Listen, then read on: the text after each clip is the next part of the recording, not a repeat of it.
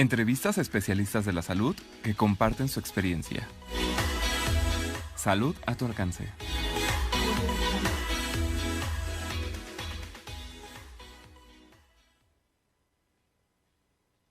Audio Jungle. Mundo Cuidis, el primer ecosistema de servicio de salud. Bienvenidos a su programa Mundo Cuidis.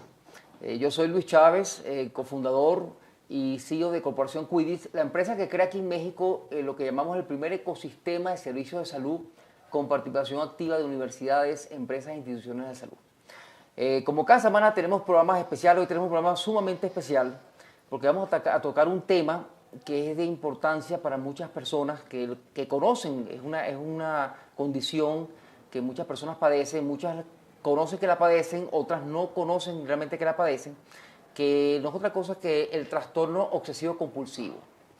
Pero el programa digo que es especial el día de hoy porque en el día de hoy tenemos a una profesional que nos va a acompañar en la entrevista. Bienvenida, Valeria. Gracias, Luis, por la invitación. Ella no es especialista en el tema, ella es simplemente una profesional que sufre esta condición desde hace algún tiempo y nos va a compartir su experiencia, todo lo que ha aprendido sobre el tema de esta condición y creemos que va a ser de mucha utilidad para muchas personas que lo sufren y no lo conocen y las que lo sufren y lo conocen sepan qué tratamientos son efectivos o qué no son efectivos. Valentina del Castillo es una venezolana que lleva 10 años viviendo en Londres. Es graduada como licenciada en Relaciones Internacionales de Hull University, con una especialización en género y sexualidad de la Universidad de Birmingham. También se instruyó como profesora de yoga, estuvo un tiempo metida en el tema yoga, así nos comentó, y se ha desempeñado profesionalmente en el área de marketing digital para empresas internacionales de fashion y beauty, actualmente manejando las redes sociales para Estée Lauder Companies dentro de la empresa Jo Malone en London. Bueno, Valeria, nuevamente bienvenida. Gracias por acompañarnos en el programa. Para empezar, para la audiencia sería interesante conocer cómo defines tú trastorno obsesivo compulsivo. Bueno, el trastorno obsesivo compulsivo es una condición psicológica en la cual la persona que tiene este trastorno tiene pensamientos, emociones, imágenes, urgencias que están fuera de su control y que son muy repetitivas, muy repetitivas. Esa forma parte de las obsesiones. Las obsesiones pueden tener cualquier tema que sea importante para la persona y por lo general estas obsesiones no van de acuerdo con el sistema de valores de la persona. Entonces eso le causa a la persona incomodidad, miedo, ansiedad, dolor, hasta asco puede causar, depende del tema.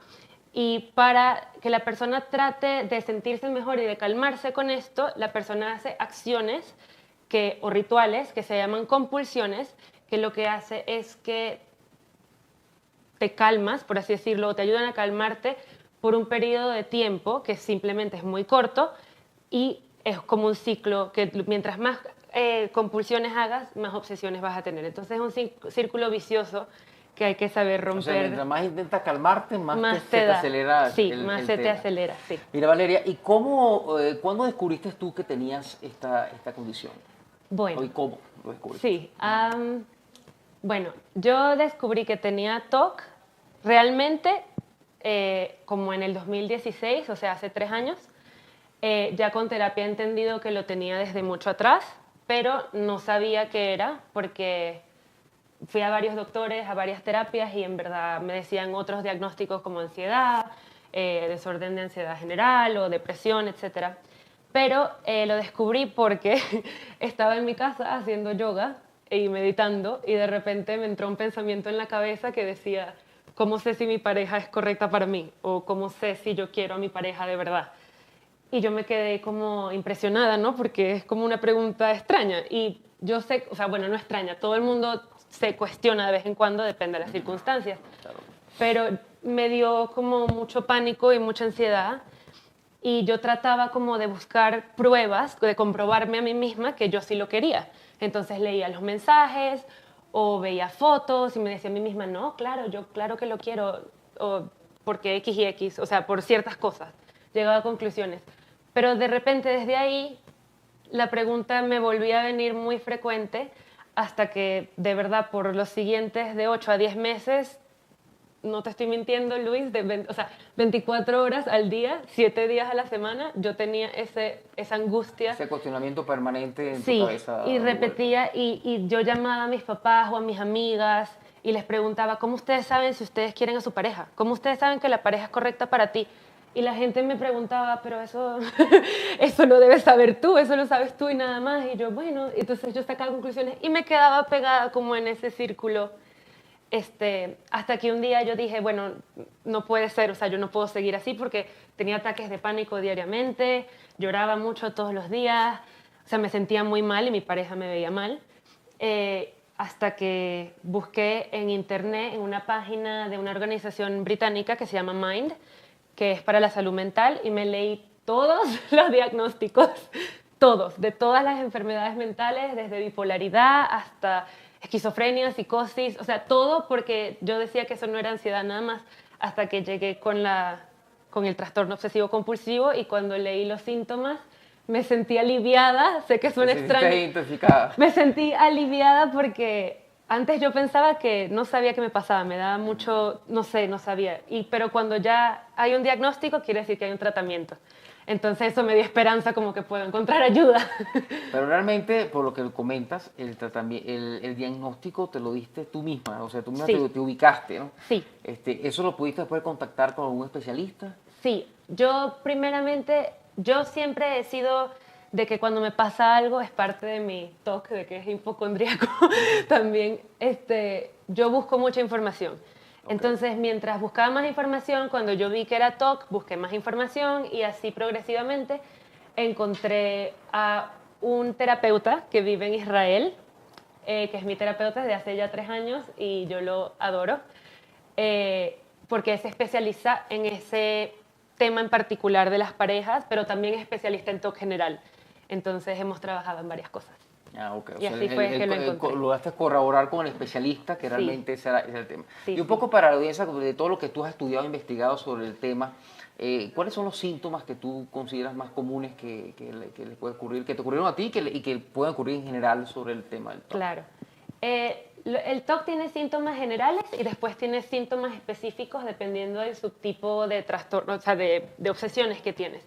Entonces, por ejemplo, las generales, yo diría que es como la frecuencia y la intensidad de los pensamientos o imágenes que vienen, porque está fuera de control y es muy abrumante. O sea, es demasiado tiempo pasando, pensando en eso, y la angustia, la ansiedad o la incomodidad que provoque es muy intensa.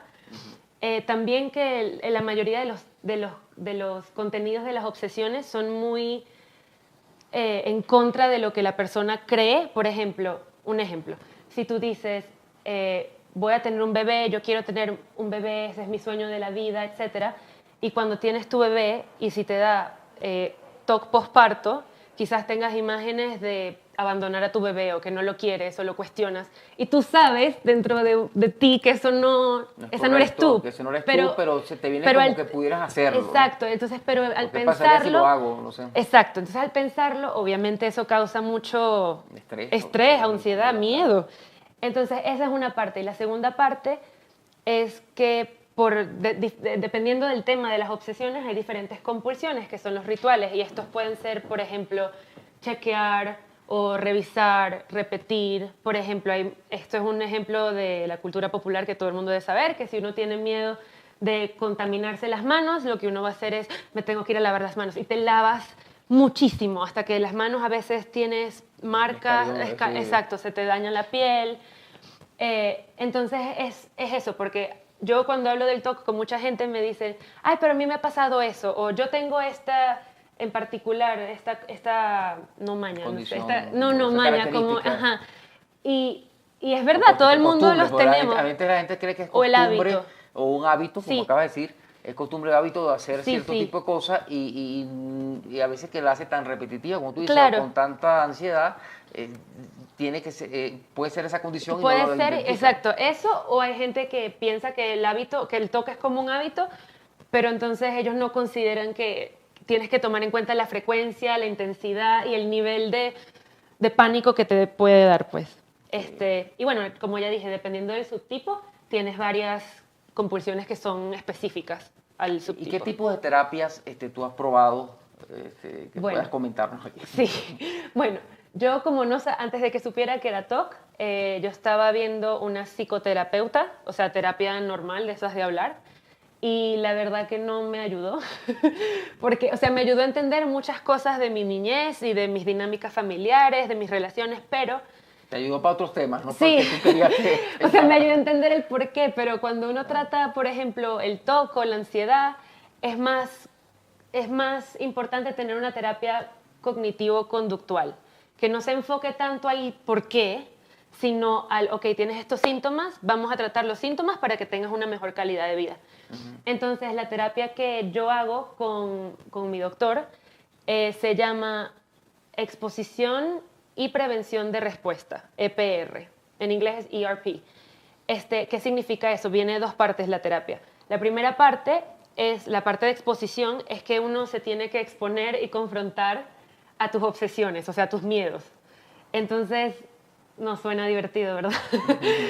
Suena es muy rudo porque, es claro... hacer exactamente lo que no quieres hacer. Lo que no quieres hacer, que sí. El cuerpo por te dice, ejemplo, no, me da pánico tal cosa y tienes que hacer eso. Exacto, entonces tienes que hacerlo. Luchar con tu temor. Pero eso no es lo más difícil, tu porque hay muchas demonio. cosas que uno tiene obsesión, por ejemplo, que si te contaminas o que si estás con tu pareja y no sabes si lo quieres y tu pareja vive contigo, ¿y cómo haces? Entonces, la exposición, por más que sea, es más fácil de acceder.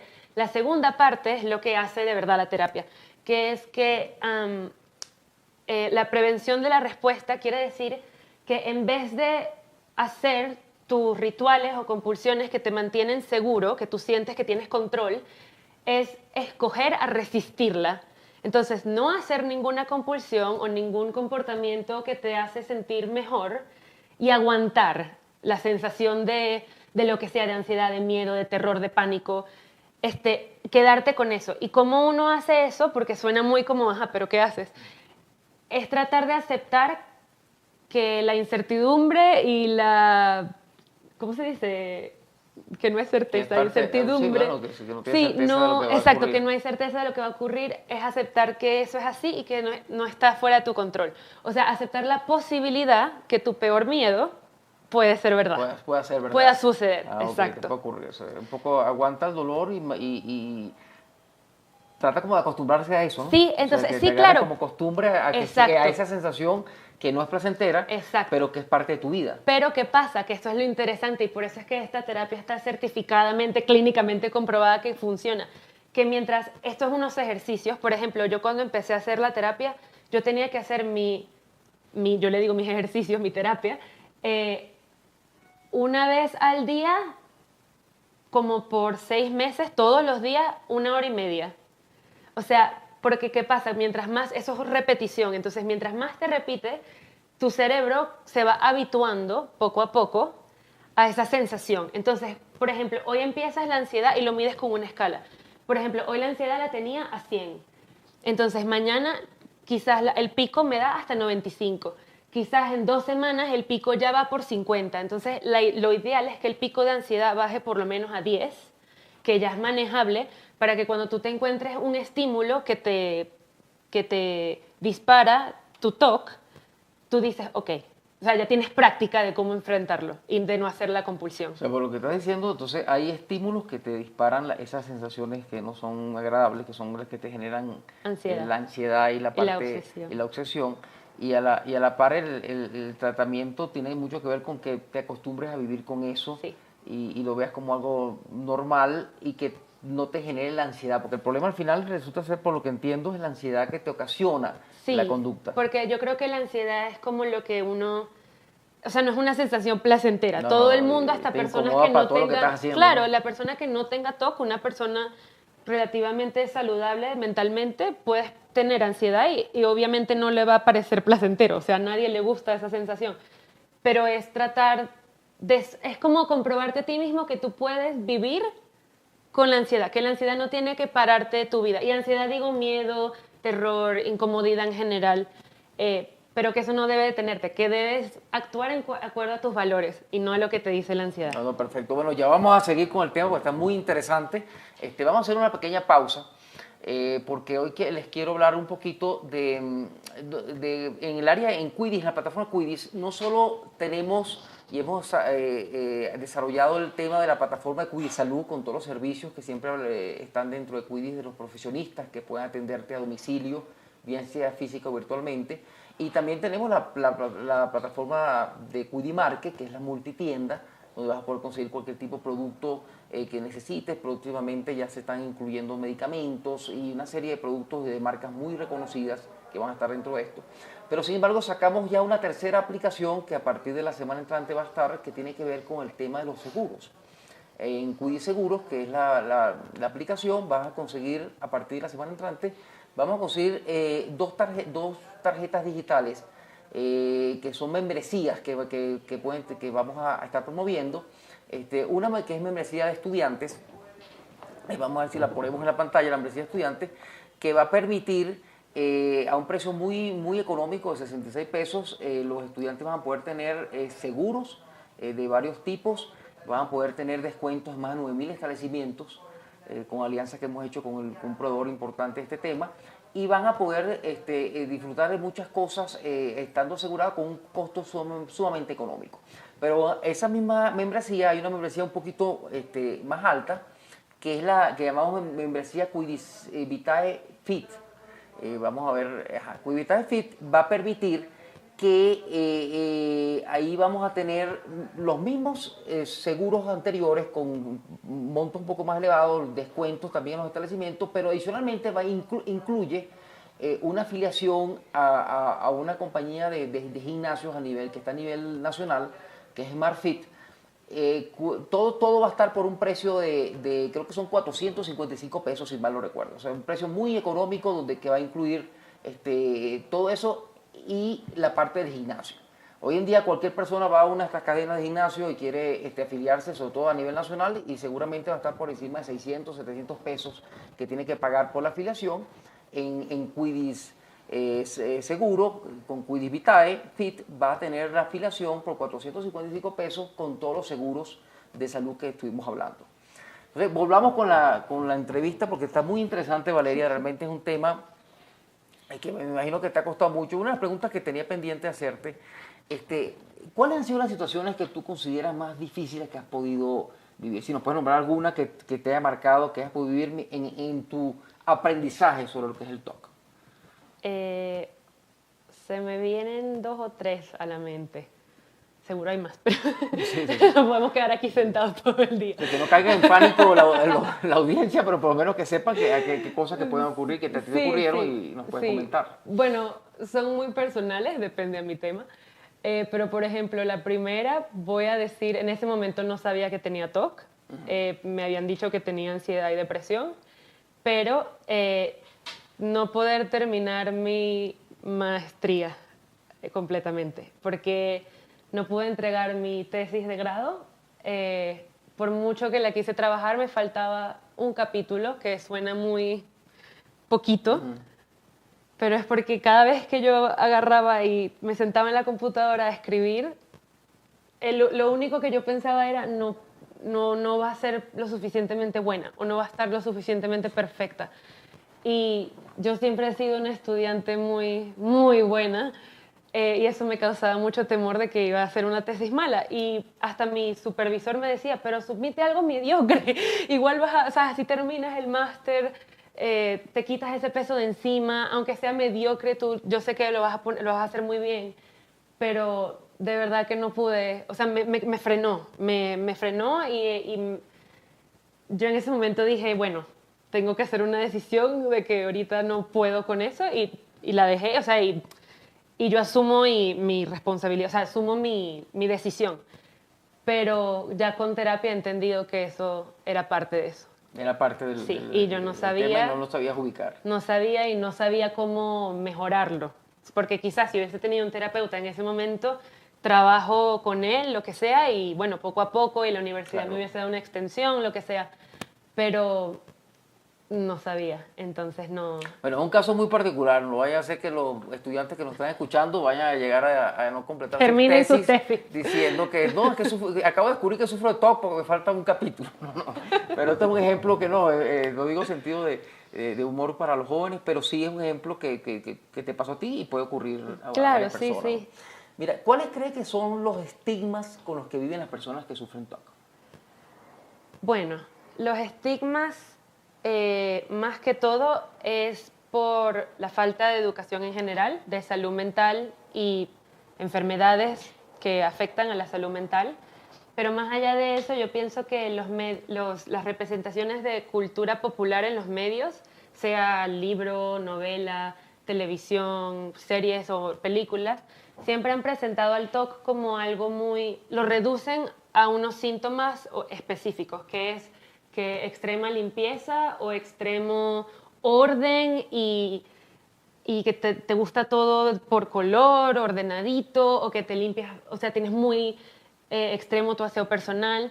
Y claramente hay tipos de TOC que son esas y que no quiere decir que no son severos como otros. Pero ¿qué pasa? Cuando la gente nada más piensa que esos son los TOC que existen o las representaciones, las manifestaciones que existen, cuando una persona como yo, que no tiene ninguna de esas obsesiones o compulsiones que mis obsesiones son más tabú, por ejemplo, la de la pareja, o si alguien tiene, como ya mencioné, el posparto, TOC posparto, o si tienes obsesiones de pedofilia, o de dañarse a sí mismo, dañarse a otros. Entonces, como la gente no concibe que eso es posible, es como, wow, esta gente está eso es muy mal, eso es malo, que tú tengas esos pensamientos es malo, eso significa que hay algo mal contigo, ¿sabes? Es más tabú y la gente no lo habla tanto. Entonces la gente que lo padece quizás no se abra a buscar ayuda, que ese es el problema, que uno se siente mal y te da como... te sientes de que no quieres buscar ayuda porque son temas que tú no los quieres hablar con nadie, porque son muy feos. O sea, que haciendo un paralelismo sería parecido cuando la gente sufre de algún tipo de adicción, Sí. alguna droga, alguna cosa que a veces es incomprendido por las Sí. personas que lo rodean.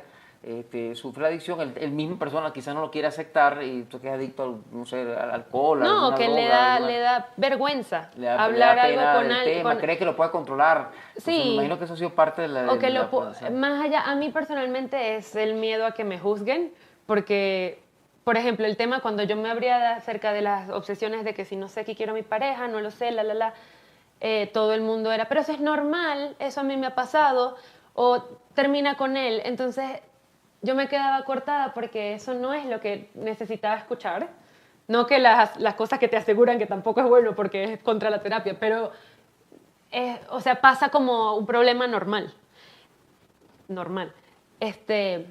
Entonces yo pienso de que si es muy difícil abrirse con alguien, así sea familia o amigo, hasta un terapeuta te puede costar abrirte si tienes unas obsesiones de las cuales es Te da completamente, pena, te da ¿no? pena Y que te da saber. miedo. Imagínate, yo he leído mucho de casos de personas que tienen TOC con un tema pedofílico y le dan miedo ir a un terapeuta a decirle, mira, tengo estos pensamientos porque piensan que lo van a llevar preso.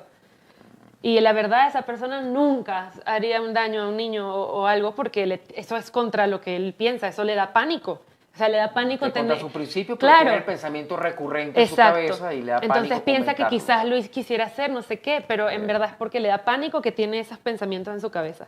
Entonces eso me parece que es lo más importante en tema de estigma, que quizás prevenga a personas que necesitan ayuda a buscar la ayuda necesaria. Bueno, muy bueno el mensaje, Valeria, porque, como repito lo que inicialmente comenté, es muy posible que muchas personas sufran de esta condición, lo desconozcan que la tienen. Entonces, bueno, que este tipo de experiencias puedan ser compartidas. Hablando del tema, Valeria, un poco de la información, tú tuviste acceso por internet, pero hay información que es de fácil acceso para el tema del TOC. ¿O no? ¿O no realmente no es fácil? Tú tienes que investigar mucho. Tuve que ¿Estás en investigar. inglés? ¿Estás en español? ¿Se consigue? Eso es lo que iba a mencionar. Tuve que investigar mucho, pero en inglés hay muchos recursos, páginas web, etcétera. Pero en español me pareció que, o sea, me cuesta mucho encontrar la información. Suficiente. Sí, cuando quería compartirla con mis padres o mis amigos para que ellos entendieran por lo que estaba pasando, me costaba mucho, de verdad. No, O sea, no es fácil, no pero es. se consigue algo de información. Muy poco. Muy poco. Hay que Muy, ir a muy terapistas para que atiendan el tema. Entonces, bueno, como el tiempo se nos acaba, sí quería preguntarte rapidito, tuviste una experiencia que mencionaste con la persona de Israel que te ha atendido. Plataformas como Cuidi estamos propiciando el tema de la telemedicina, que tú te atiendas por videollamadas en tu celular. ¿Qué piensas de eso? ¿A ti te ha sido efectivo? ¿Tú lo Por recomendarías? supuesto, 100%. Yo lamentablemente no lo conozco en persona, pero él me ha ayudado mucho. Hacemos Skype cuando, o sea, una hora beneficiosa tanto para él como para mí por el cambio de horario. Y él siempre está disponible, que de verdad se lo agradezco. Pero de verdad no tengo que ir a un consultorio ni nada, sino que lo puedo hacer en mi casa tranquila y hacer mis ejercicios en mi casa tranquila. Me parece que es para donde va, el rumbo donde va las terapias también. O sea, que la tecnología ayuda a estos temas, como Sí, es el caso infinito. de Valeria. Bueno, Valeria, además de agradecerte que hayas aceptado Gracias. nuestra invitación, como dije, era una cosa distinta, siempre tenemos especialistas en distintos temas, pero era bueno escuchar desde el punto de vista de un paciente, un tema que es delicado, que a la persona le afecta mucho y que es bueno compartir esa experiencia con otros. Entonces, bueno, amigos, los invito que sigan todas las semanas, vean el programa Mundo Quiz, tenemos siempre temas especiales que son de interés para la comunidad. Y bueno, me despido, que nuevamente estén la semana que viene, nos vemos con otro tema interesante. Seguramente haremos más programas sobre este porque me parece que es bien importante la opinión de un paciente. Y bueno, nuevamente agradeciendo a Valeria su participación. Gracias. Muchas gracias y luego la semana entrante.